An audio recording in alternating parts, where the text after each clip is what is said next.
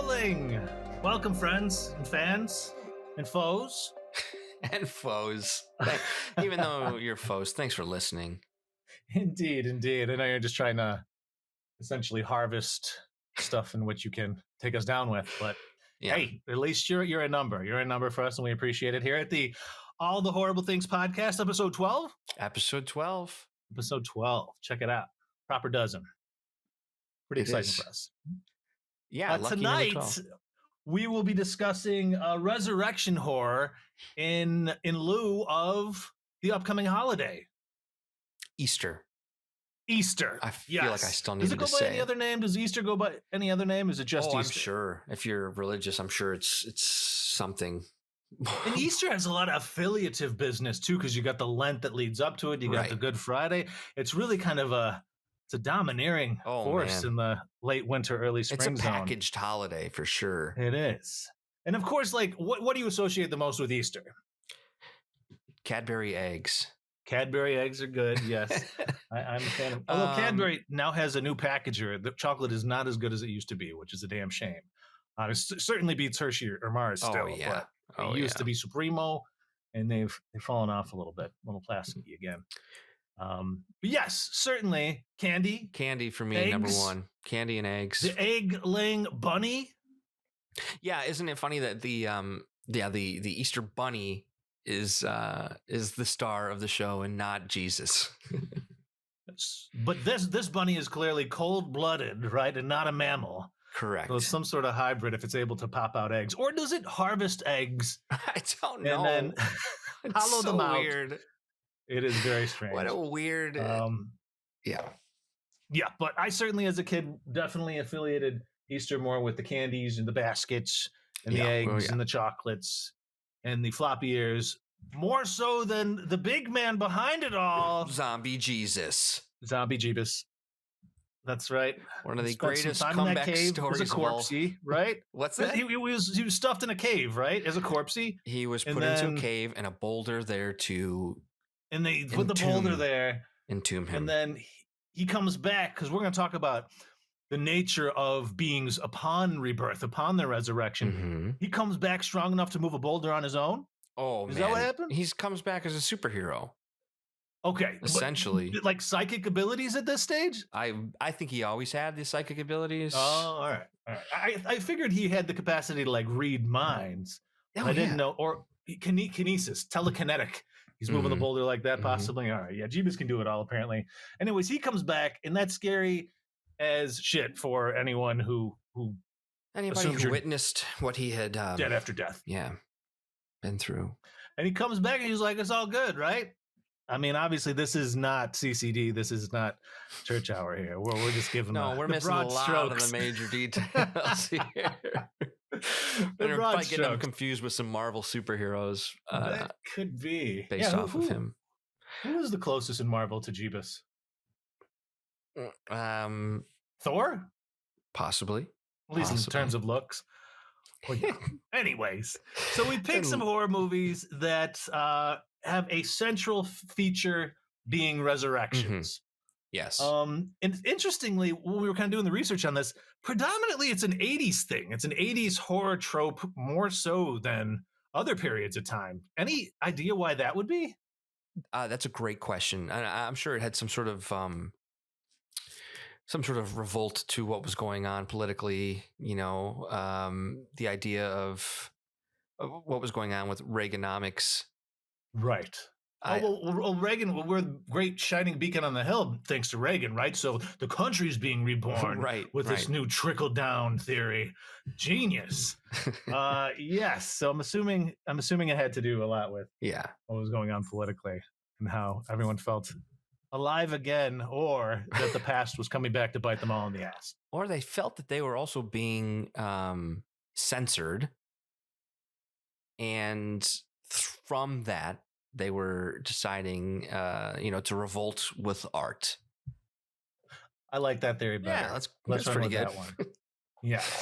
The sad reality is, though, at least from my perspective, a lot of these are not the best films. Some are very interesting. Some definitely bring up some philosophical queries that I find quite fascinating.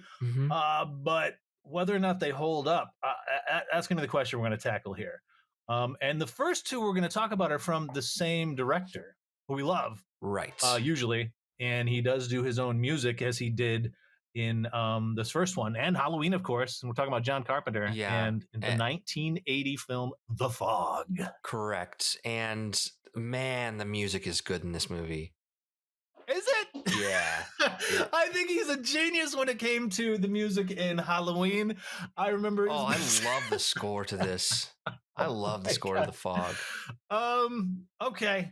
I recognize that it was him, but I felt like John Carpenter, after doing Halloween, spawned a whole wave of slasher movies. There are a ton of like low budget films that tried to do what Halloween did. John Carpenter actually even went and started making made for TV movies while everyone else was doing slashers, because he was like over it. Like he even did a made for TV movie about Elvis. He was just really trying to get away from it. Wow. So he decides he wants to do another horror movie and goes with a classic ghost story. And that's where this is coming from. He wants to basically do the opposite of the domestic disturbance that was the slasher. Right. And writes with Deborah Hill, creates The Fog that takes place, like in a fictional town in California, kind of like the complete opposite of Haddonfield. Antonio Bay, yes. And it's a really interesting idea. I mean, I do like the idea that he went in a complete different direction, sort of like a classic 1940s, not House on Haunted Hill, but going in a different obvious direction than what people were recognizing him from.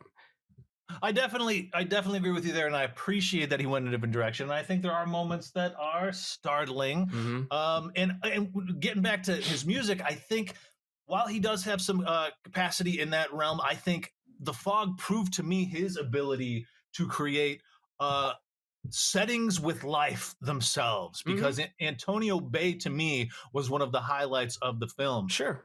Specifically where Adrienne Barbeau is working as the radio DJ on this like cliff out in the water where she's got these ridiculous stairs to go up and down. And they spend so much time just watching her go down these stairs. But the scene is so beautiful that I let it slide. I was like, I'm okay. I'm soaking this in. I'm feeling like I am a resident of Antonio Bay myself here, because of how much he seemed to really pay dues to this small seaside town. Mm-hmm. That being said, I feel like there was missed opportunities, because for those of you who don't know, we're talking about what are probably pirate ghosts that died about 100 years prior to the celebration of the birthing of this town. I think they were also lepers. Oh my goodness. I think, if I remember correctly, and I haven't seen this in a couple of years, but I believe the story is that the people who founded the town didn't want this to be a leper colony, stole the gold from these people, built the town and the church with this money, and now they are back for their revenge.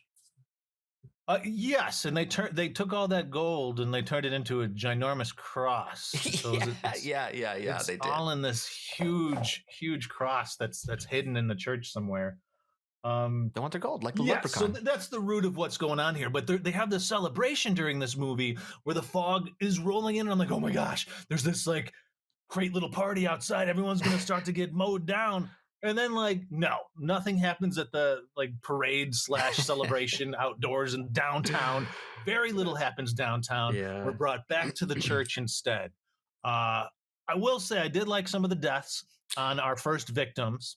Yeah. The gentlemen that are not the gentlemen, the sailors on the boat that first get annihilated by our leper ghost pirate things that live in the fog. Leper pirates. Do you remember how some of these guys got killed? Yeah, and what's interesting, just another quick fact, was that John Carpenter, after he finished his first cut of this movie, was very unhappy with it. He was very unhappy with the movie. He said, like, kind of like, what did I create. Like he was expecting people to want the violence that was in Halloween. He hadn't included it. So he went back and he reshot a lot of these deaths and just inserted them into the movie. Okay. All right. I hate to say it, but that's the part that I enjoyed the most. The part that you like the most were the reshoots. I mean, they seemed kind of necessary. But I could see how they were reshot then. I will say that a lot of this movie left me just like wanting, and I was anticipating something because that he did such a good job of establishing everything. Yeah, you wanted and maybe more. That's appropriate because of the fog and you don't know what's there. You just know that something ominous is rolling in, but you really only get little shadows of what is there. And I think it's kind of ironic that he didn't like it because he is Victor Frankenstein himself, and he's made this monstrous thing that he was hoping would be good that turns out to be, Robert De Niro. Yeah. The coolest thing about this movie, though, in my opinion, was that the fact that they didn't shoot the faces. They don't film the faces of the pirates, the lepers. Kind of like leaves you to kind of. I think you finally see one at the very end, and it's it's green and it's got worms, and I think that's part of the whole leprosy. Yeah, that was neat. The effects in it were fun. Mm-hmm. I'm not going to deny that. Yeah, you're right though. They all kind of had hooks, right? Yeah, everyone had a hook in it. Which kind of have like losing body parts and. Right. I feel like it might have influenced the tone of. I know you did last summer a little bit, even. Oh, okay. Like they had similar vibes. I was kind of flashing to and fro from those two films. I like that. Yeah. These scorned older men, right, who have been wronged by that younger culture that thinks they kind of like own the future and what should come. I don't know. I could see a paper being written comparing and contrasting those two mofos. I like it. All right, we got to talk about the ridiculous relationship between Tom Atkins and Jamie Lee Curtis. Jamie Lee Curtis, and then she is a hitchhiker of sorts. Yeah, she's just like supposedly hitchhiking for the first time. She tells Mr. Atkins, but in fact, he's the 12th person she's ridden with. It just happens to have been within the last 2 weeks or something. She's all of maybe 17 or 18. Yeah, yep. Then he's like 50 at least, right? Oh yeah. Tom Atkins is a grizzled fellow. There is nothing. He does no charm. You know what I mean? He's not dapper in any way. He's rough around the edges, right? He's an 80s man's man, like a Burt Reynolds. Okay. Like, all right. He's got the mustache, the Magnum PI look. Yes. For a second there, I thought he had the leprosy, but he's an interesting character to watch. I just really struggled with the relationship because it felt so wrong. And in a weird way, it seemed like even though she was 17 to his 50 or whatever, she kind of ran him in a weird way. You know? Yeah. And then, but what was really cool about the flick is that her mom's then another central character. Jamie Lee's mom, Janet Leigh, is one of the more powerful ladies in the town. Whatever you would. Yeah. Councilwoman. I think councilwoman sounds good. Accurate. Yeah. And interestingly, her assistant is the first girl to get slayed in Halloween. Did you notice that? Yes. It was like they kept she the looks same. A little like Jennifer Grey. At first, I was like, "Is that Jennifer Grey?" She does look like Jennifer Grey, and you think that's in Halloween she's as well. Fun. It was. I really was expecting her also to get slayed, but that's another one of those things. Like, no, he didn't. There wasn't enough gore for me in the fog. I guess. Yeah, I felt like he was maybe going for more of a message that I don't necessarily rang through. It seemed very, very critical of the church, and theology. What'd you take from that? Oh yeah, I mean, I think that's kind of the message there, right? The greed behind, right? Yeah, yes, I could see that, using it as a front, right? Yeah, I mean, they made this giant, ridiculous gold cross. I mean, you've seen that throughout history with especially the Catholic Church. They're like, you know what we should do? Melt everyone's gold down that we've taken it from and make them one big piece of gold. That's in the name of our Savior. Absolutely right. The people that they should have been helping, these lepers, they should have taken them in and tried to help them have the most comfortable life possible. Right. Instead, they wanted their own. They just yoink their riches. Yeah. Not cool. But the overall theme of resurrection here, though, is brought on by greed and wrongdoing. So revenge here. Right. Yeah. So let's talk about the Thing then, unless you have The Thing, right. Yeah. 2 years later, he busts out with The Thing, which is one of my favorite movies of all time in the horror genre, if not all genres ever. This is a weird one, though. We had talked about how there's different types of rebirth, right? Mm-hmm. The Thing is an alien that has been frozen for who knows how long, right? Yeah. And is rebooted instead of necessarily reborn. He's thawed out and then can exist again in the corporeal space and become anything it wants. That to me is, I think we've talked a little about The Thing in the past, but just its capacity to be a doppelganger of anyone. Terrifying. Including dogs and yeah, it's one of the most. Just such paranoia levels up. In the way The Fog really didn't scare me, Carpenter nailed it with the scare factor in The Thing. Mm-hmm. I feel like the effects were, I felt better, and the big bad, it made more sense to me, a survival situation versus a revenge situation. I'm always going to be more inspired by a being that wants to live on and take out everything around it. Yeah, it'll do whatever it has to do. Yeah, anything it has to do to survive. Doubloons. Yeah, that's one of those interesting things about The Thing is it may have been explained in is it a prequel that they had made in 2011 or whatever with the I don't is it a prequel? I know that they did do a reboot. You're not talking about the straight up reboot of it, right? Well, did they do a prequel as well? Like I almost got yelled at on Twitter once because I said, this movie has been remade 3 times because The Thing, John Carpenter's The Thing, is a remake from the 1950s, right. And then I thought, because I never saw it, didn't want to see it necessarily, the one that they made in it's mid 2000s. I think it's like 2011. Apparently, is not a direct reboot. I think that they tried to say it was a prequel, and I don't buy it because it's technology that's more contemporary. Right. It's if anything, it could be potentially a sequel if The Thing had gotten frozen again over the course of the last 40 years. Well, yeah, what I'm getting at here though is a reboot. I want more information about where The Thing came from and how long it's been there, and what you've just that would be cool.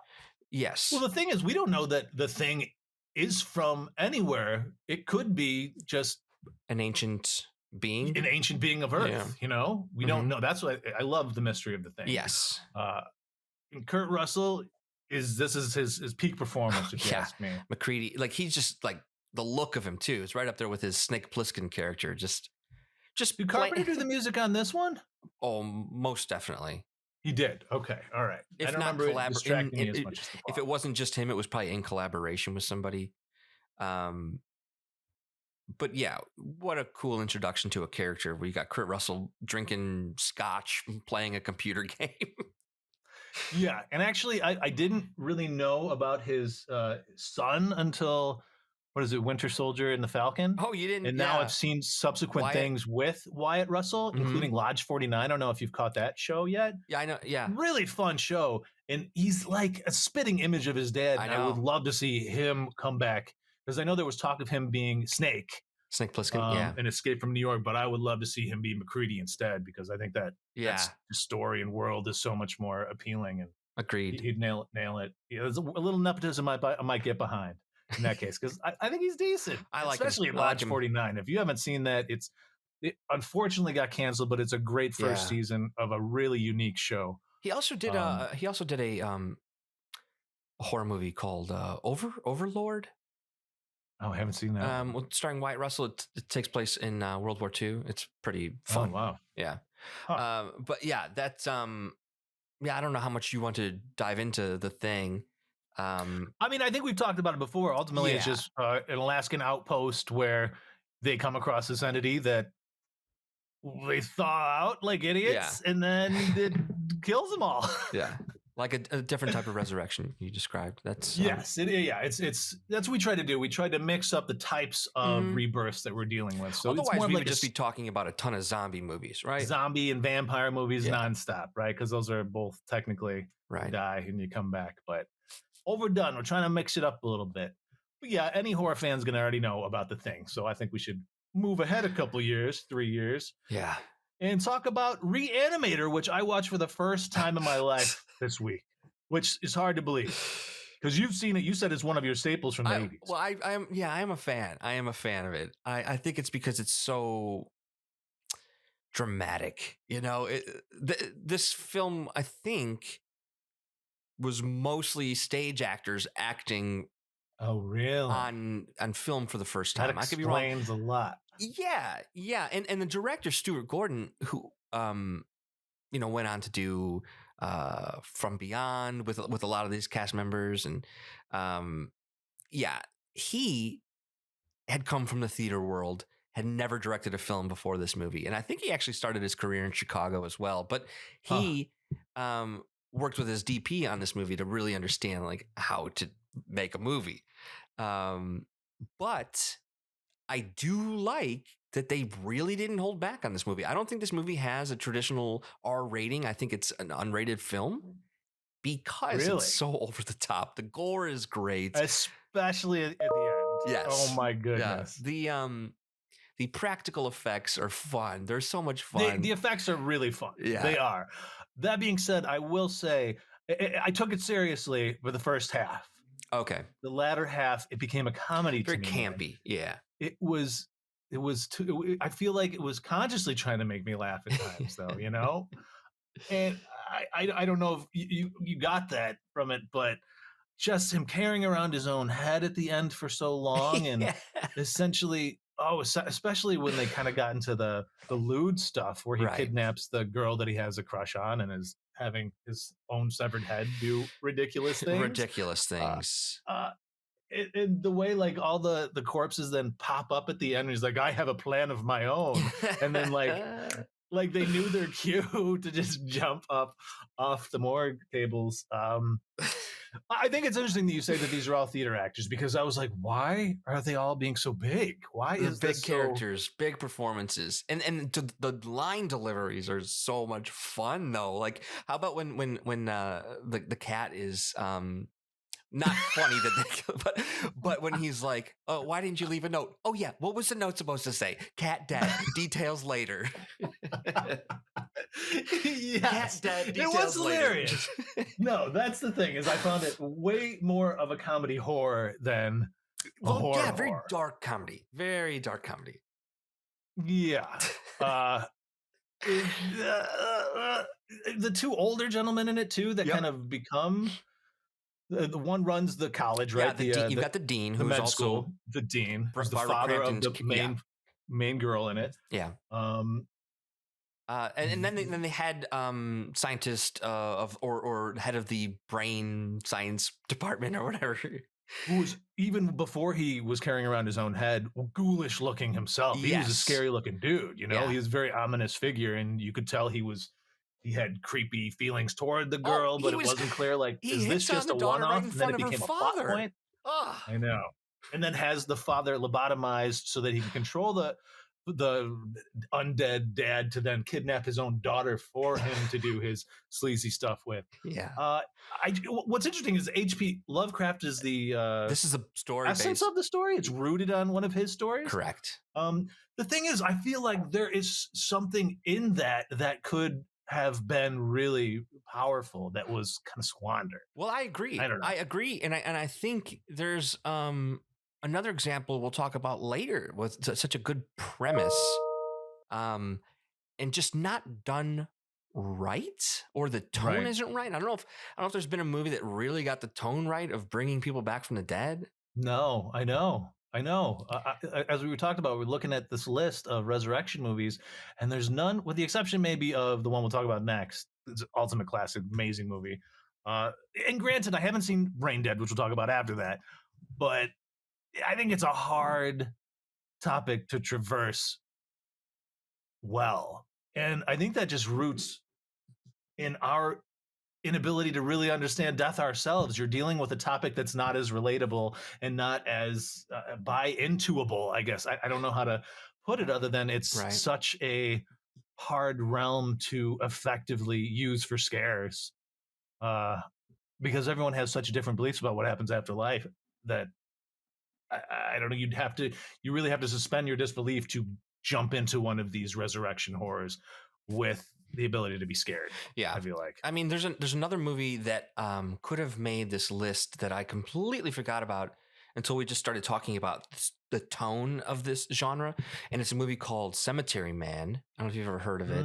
I have heard of it. I think it also goes by the name Della Morte. It's an Italian film, but like it's really good. It's really fun. It's more of a horror comedy though, and that's the point. Is that maybe it's such a heavy topic you have to have that splash of comedy to make it bringing back palatable. Yeah, it's because chances are you're either bringing back somebody you know or specifically loved, and it's a really tough. Maybe it's also dealing with religion too. I don't know. Yeah, I think it could put people off. There are some highlights to Reanimator. I do want to mention though the fact that they so blatantly ripped off the Psycho soundtrack. Oh, I was. What? Like, wait a second, I recognize this. No. There's a great story of the composer of this. He did it on purpose, and he wanted people to be like, "Wait a minute, that's the Psycho." Yeah, it was done intentionally, which is really, really bold. It is bold, and I will say that it made me think it was going to be better than it turned out being for me. You know what I mean? Yeah. Because that soundtrack is so powerful. Yeah. I'm surprised that wasn't like a liability issue. You know, it wasn't actionable. I'm sure there was something that came to be. You know, that's played over the intro sequence to this movie, right? And it's the artist a lot throughout the whole thing. Yeah, the artist in different forms tweak just a bit. Yeah, and there's like the really creepy fun oboe, like that's right. But the artist who did the opening sequence has gone on to like create almost all of Tim Burton's intros. No shit, really? Yeah. Okay. That's interesting since we're about to talk about Mr. Burton. The only last thing I wanted to mention about Reanimator was the glowing green bring back to life juice, whatever the hell they called it in that one. It's iconic. It's iconic. It is, yeah. No, that I did love. Anytime they busted out a syringe of the glowing green ooze, I was like, oh, TMNT2, Secret of the Ooze, baby. Where's Raza? You know, so I did get that. I did quite enjoy that. But yeah, let's talk about Burton's Beetlegeist. Yeah, this is one of my all-time favorite movies. Why hasn't there been a sequel? That's a great question. You know, they've tried, and they have been trying, and I think they continue to try. And it might just be getting everyone on the same schedule. Yeah. You've got Michael Keaton is like in the second act of his career, and I'm loving a lot of what he's doing. He's one of my all-time favorite actors. His performance in this, I don't know too many people that could have pulled this off. No, he's unrecognizable from anything else he had done prior to that. Yeah. You know? Yeah. As a kid, I don't think I associated, oh, this is the same guy who's Batman? Right. I couldn't, like, that's when I started to see, oh, wow, that's acting. That's the capacity to really become something range. Different. You're Batman. You're Birdman. You're Beetlejuice. He's all over the place.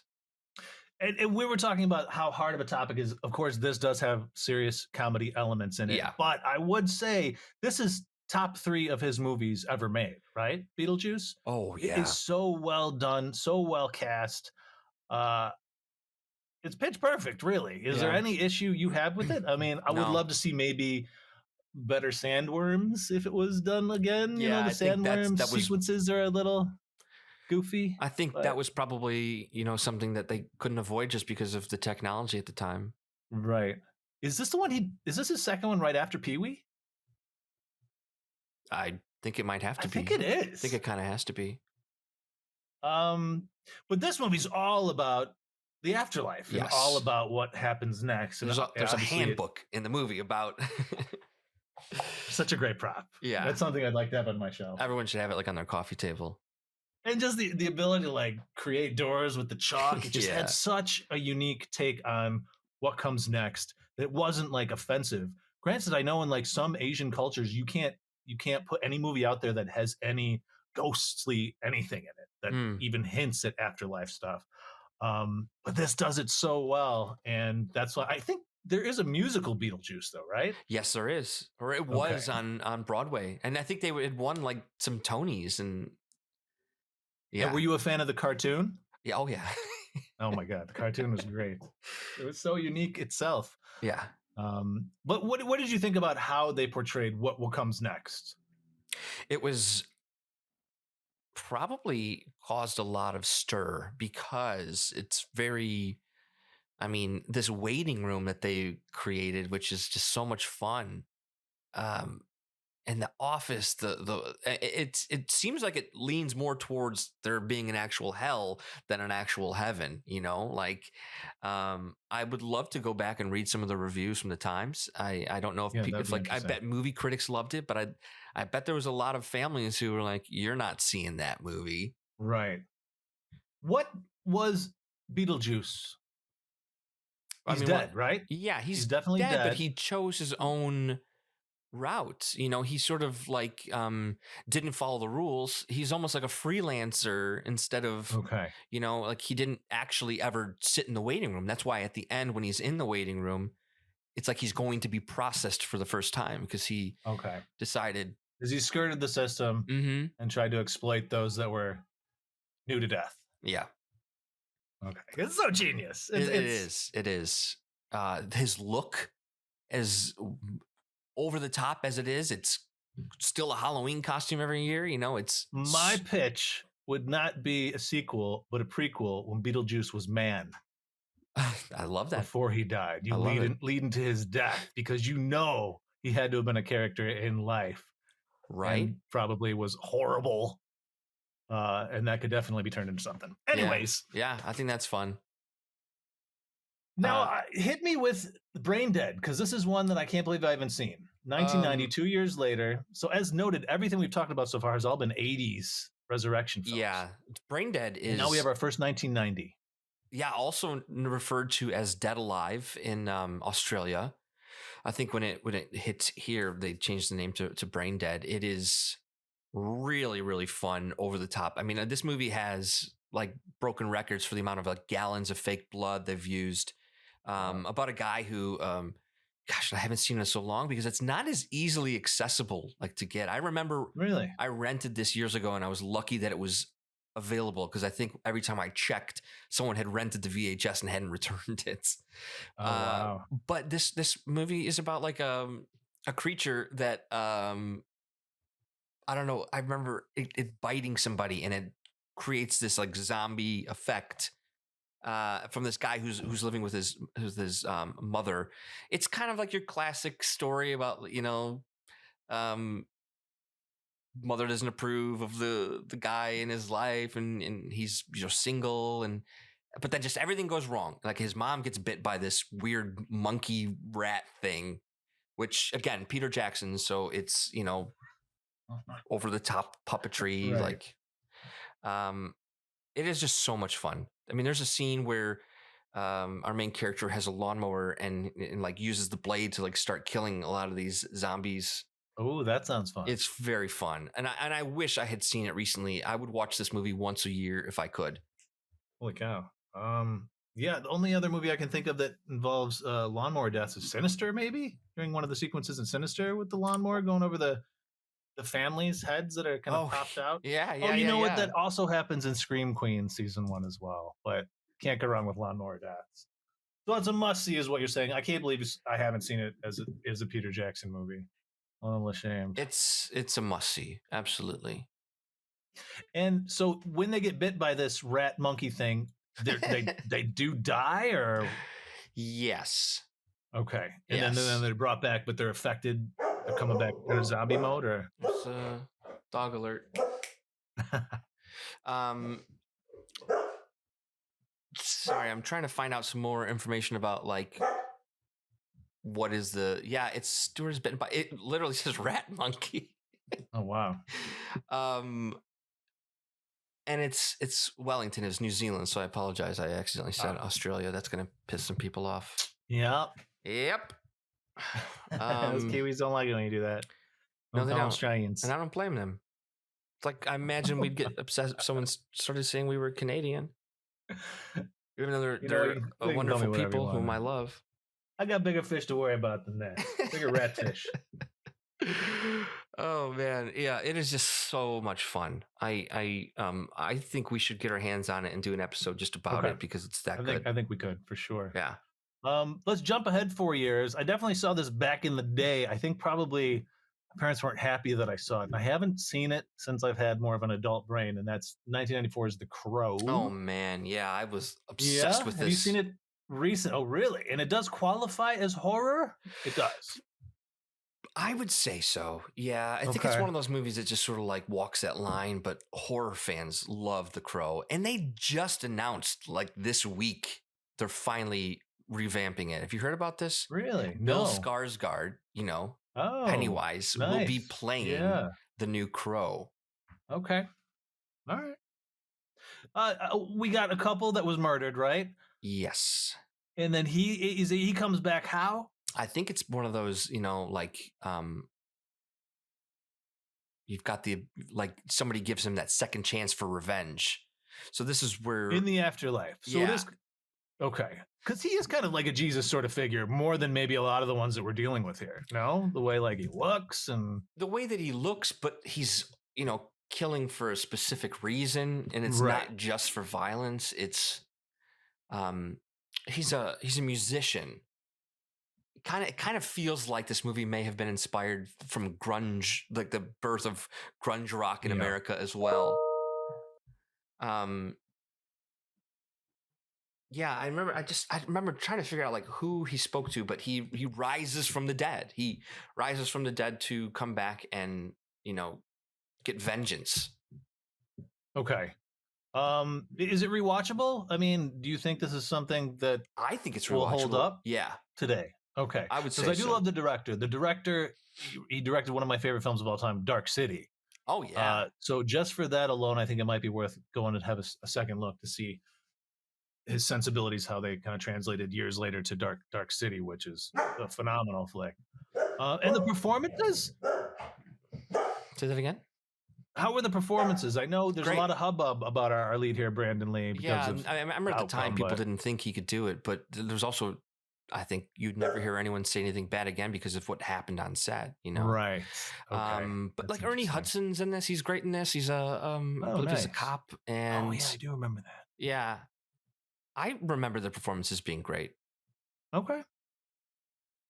And then, just remind me about what then happens to him. Then does he re-die at the end? I don't think we see that. I think it was left open for like potential sequels. I see. Yeah. All right. So it's ambiguous. I think it was kind of like a comic book feel to this movie, you know, like now he's got this Batman mantle of you know, protecting the innocent. What was his method of destruction? How did he kill people?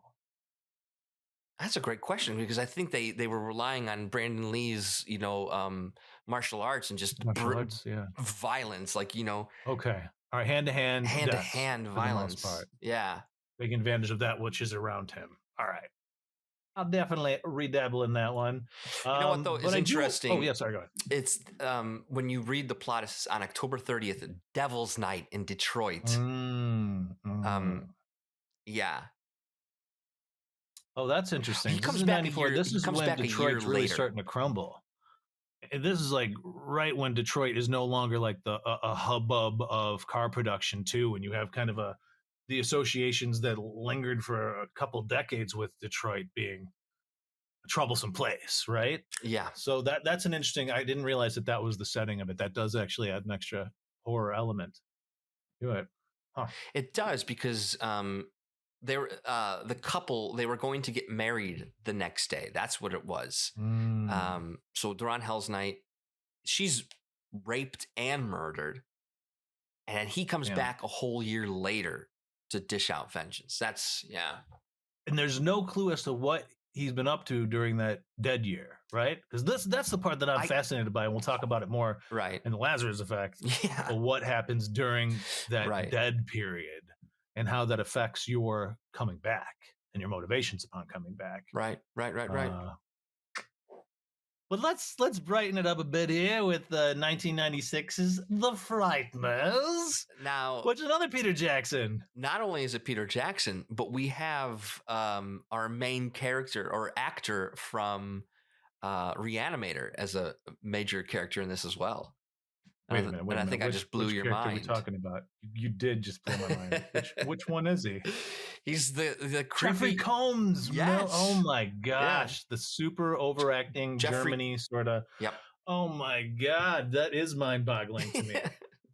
Yeah, I think he definitely got better, or he learned how to do film over theater, not do theater in film, essentially. Film via the acting over Frighteners, stage because acting is definitely different. yes, okay, all right. That's crazy. Jeffrey Combs, yeah. I totally missed that. And of course, you have Gary Busey's son too. Got to see him before Jake Starship Busey. Troopers, and what a interesting character actor he is. I'm just gonna say, I love the Frighteners. I love the Frighteners too. As a kid, it was one of my favorites. Same. And it's one that I think I do probably watch every 3 or 4 years. It's something that's like, you know what, I haven't seen it in a while. I got to rewatch. Right. I know Michael I J. haven't Fox seen it in a while. is so awesome and like everything. I forgot Dee Wallace is in it too. Chi McBride. Oh, and then we talked about R. Lee Emery a couple weeks ago with the Texas Chainsaw. And John Astin, who, of course, from the Addams Family. Oh, that's right.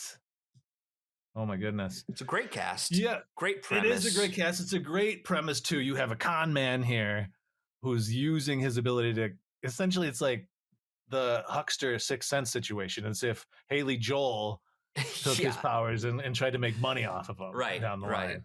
Sixth Sense. Also, you've got the amazing score of Danny Elfman throughout. Oh, yeah. It was just so gorgeous to watch. It didn't seem rushed. All the characters were given their dues. Even the romance was pseudo-viable to me. It just so well-rounded, comparatively. Great. But in this one, it really kind of does dabble in the heaven and hell sort of business that some of the other ones don't. What does happen next? Because so what were the circumstances of the ghosts that he was using to con people? They were stuck there in limbo, purgatory, sort of stuck on Earth. Yeah, because they unfinished business. They had unfinished business. Okay. Yeah, and until that was resolved, they couldn't see the light. Correct. Which we do see. Yeah. Do they all see the light at the end? I don't know if they all do. I know there's definitely some tying up of characters and loose ends. Yeah. And Jake Busey, he goes down though, from what I recall. He gets sucked to hell. You're right. Yeah, I think you're right. Yes. I just remember those scenes being so distinct with the heaven and hell dichotomy going on, more so than any other movie I'd probably seen at the time. Sure. Good people go up and who's not so good. The sinners going straight to hell. It was definitely a little more, I guess, what's the word? Just obvious about it than other horrors had been, but in a good way. Yeah. Because again, we're dealing with comedy horror. Because it's a tough topic just to do straight faced. It really is. It really is. Otherwise, you've got a zombie movie on your hands. True. Now, if you don't mind, let's jump to one of my favorite movies of all time. I was just going to say, let's transition to this movie because I know you're a big fan of it. We've talked about it a couple times. Have we not talked about it? We have talked about it a couple times, We have talked about 2002's May. And I believe we started talking about it because the main actor was in another movie we watched from last year, The Late Shift. The Late Shift, Angela Bettis. She has not been in enough stuff. No, she's fantastic. So amazing, so fun, so quirky. And this film, I remember goth looking in this movie.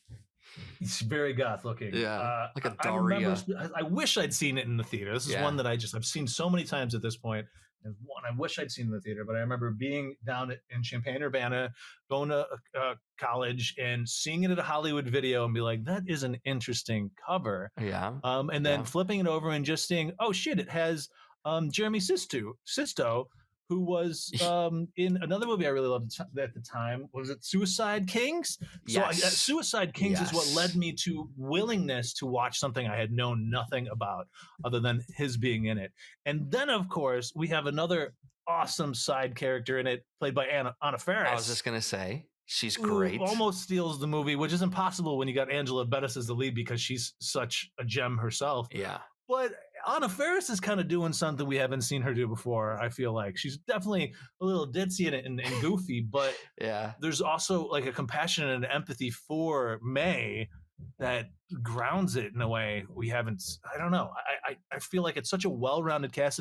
Did you recognize who the doctor is? The not the doctor, but the pet doctor. What do you call it? A veterinarian that May works for. She's the veterinarian's assistant, which leads to her ability to kind of cut off limbs, reattach limbs, which kind of is what gets in our whole rebirth aspect of this movie. That's a But great. if you've seen Borat, the first one, it's the big guy that travels with Borat, this big hairy guy that is just this ball of like Greek. I don't think I remembered that. I don't think I put that together, especially when I saw the movie.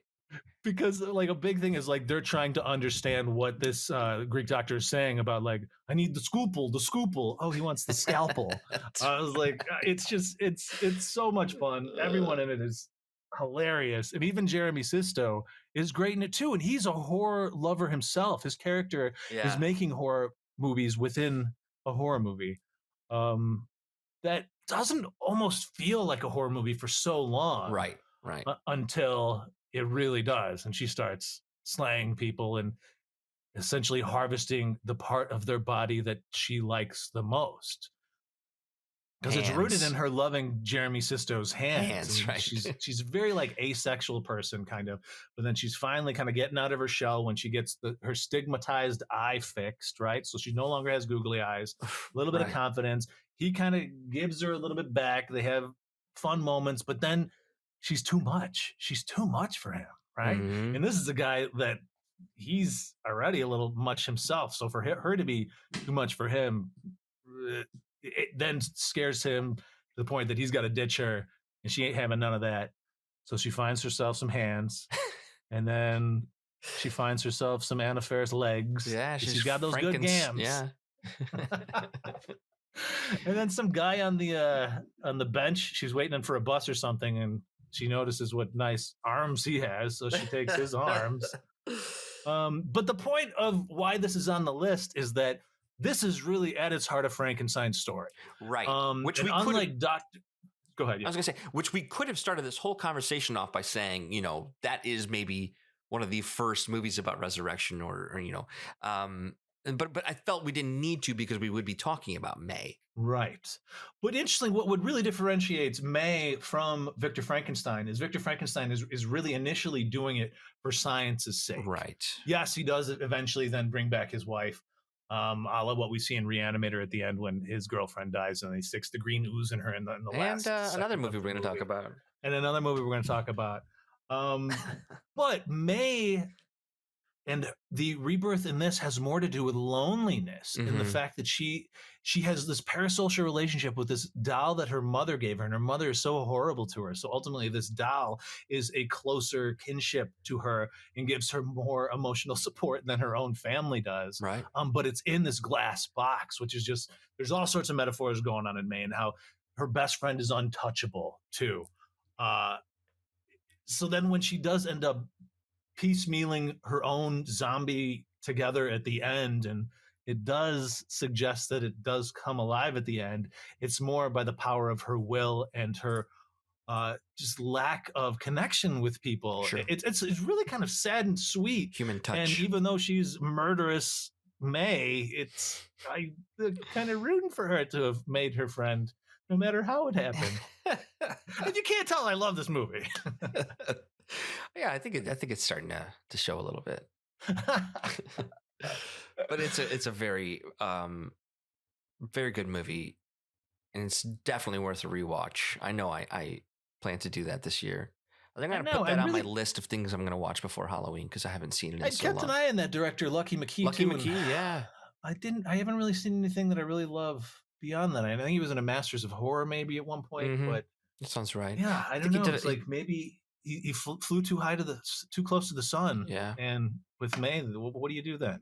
Right. I think he did do a couple like bigger studio films like Red. Oh, really? I think so. I did not realize that. Interesting.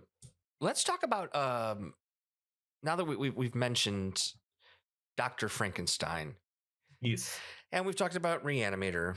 Let's talk about this next movie, which came out in 2015, and I think it really flew under the radar. And I had no idea about it given the cast. Yeah, I only knew about it because I had seen the cover of it like on streaming apps and whatnot. And who's on the cover? Olivia Wilde. Olivia Wilde is on it. And we're talking about a movie called The Lazarus Effect, which is a Blumhouse movie. And I believe this movie was purchased right before it came out because I think it was originally called just Lazarus. And I think Lionsgate may have someone purchased it, and then maybe it was originally Lionsgate. Anyway, it gets this name, The Lazarus Effect. And I didn't know when I started watching this movie the cast that was in it. You've got Mark Duplass, Olivia Wilde, Donald Glover, and Evan Peters. And even in the secondary girl that's in it, Sarah Bolger, she's kind of a big shot now too. She's been in a lot of stuff. Yeah, you're right. You're right. Amazing cast, such an ensemble. Yeah, and you're really rooting for this movie when it starts, and then it really falls into a lot of tropes. It really does. I was bummed when I saw then that Duplass didn't have anything to do with the writing, because that was the biggest issue, is the writing, because I felt like there was so much that could have been done that was squandered, and that there was these hints at relationships that were dynamic, but they were never fulfilled. Right. To make the deaths of characters have any significance or impact on the audience. I mean, it really has a cool story about how Big Pharma comes in and can just, the power they have, the money they have to sort of just take what they want. If they're kind of like Big Brother in this, where they're like watching what's going on in a science lab that's being sponsored by a university. And the idea behind this Lazarus Effect is not to bring people back from the dead. It's initially created to extend someone's life during a pivotal moment that's happening on the operating table. Right. It gives the surgeons the ability to keep someone's brain alive long enough to do what they need to do. So, like the brain doesn't like lose oxygen and whatnot. Right. Now, like as noted in Reanimator, you got the 6 to 12 minutes post death that your brain still has activity. So I think this Lazarus serum that they're dealing with is able to prolong that. Yeah. Because it infuses further DMT. They really talk a lot about the DMT in it. Yeah.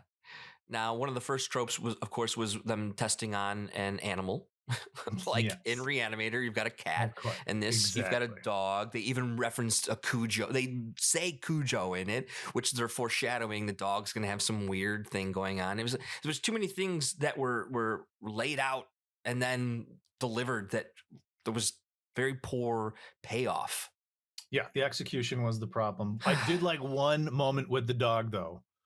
Not the one with Evan Peters where it breaks out and suddenly he's interested in eating Doritos and getting everything's the on the chips ground. off the top shelf or something, using ridiculous. Its psychic abilities.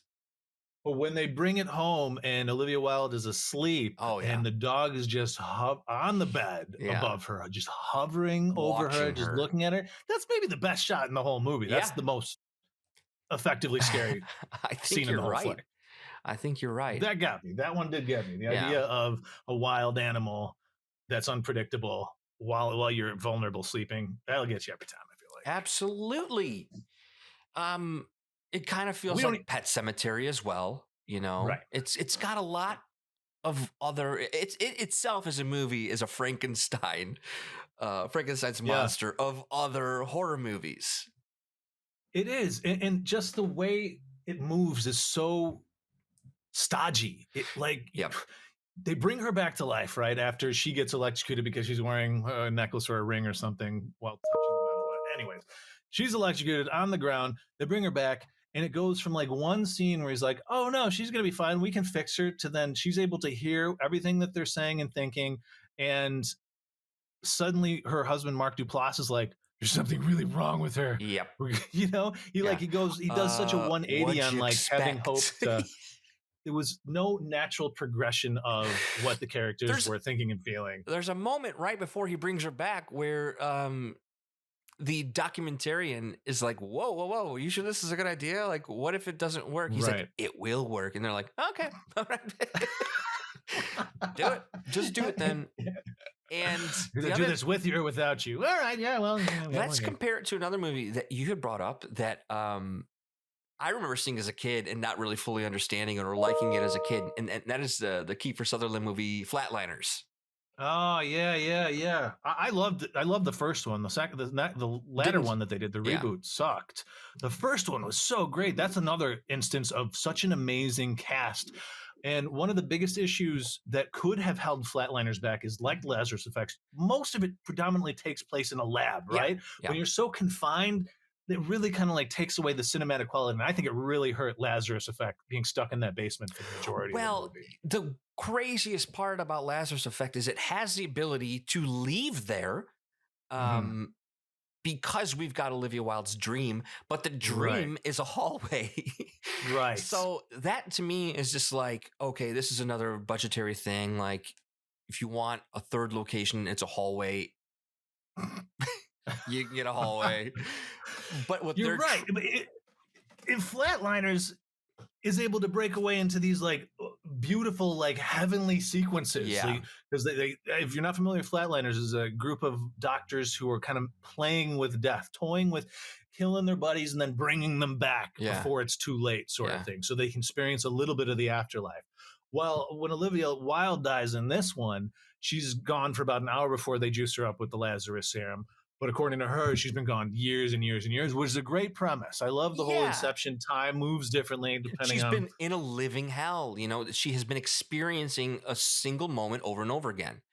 A living loop of this experience as a child where essentially she set a fire and killed her neighbors. So we find out that she was we don't know at first she was the reason, but we find out she is the cause of the death of these and in that moment, that's why she's stuck there. When you learn that, my first thought was, oh, she's always been evil. But no, they don't actually say that, because when they ask the little girl, she's just holding the matches. So we still don't know in that moment if she did it on purpose or not.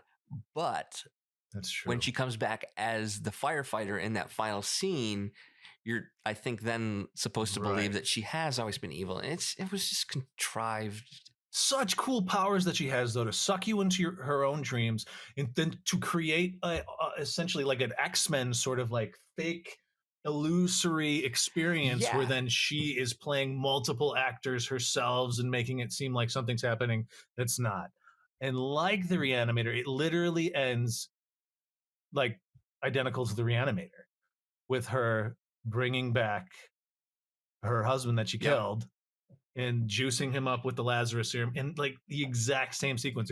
He wakes up in the same way in the Reanimator. We hear her scream. It was a lot like the Reanimator. I feel like it borrowed more than it might be willing to admit. Absolutely. And it may have been part of their pitch, but I think if we were to go and look at all these movies we talked about, and I think it's always been the message is that anytime you try to bring someone back, they're not going to come back the same. Bad idea. Could you do a movie where it was different? You know, could you bring someone back? They have to be changed, right? And that's the only, and maybe that's why we don't see enough of these movies, because it's like you're stuck in that horror rule. You have that one rule. It's interesting that you asked that question, because obligatorily I have to talk about Buffy.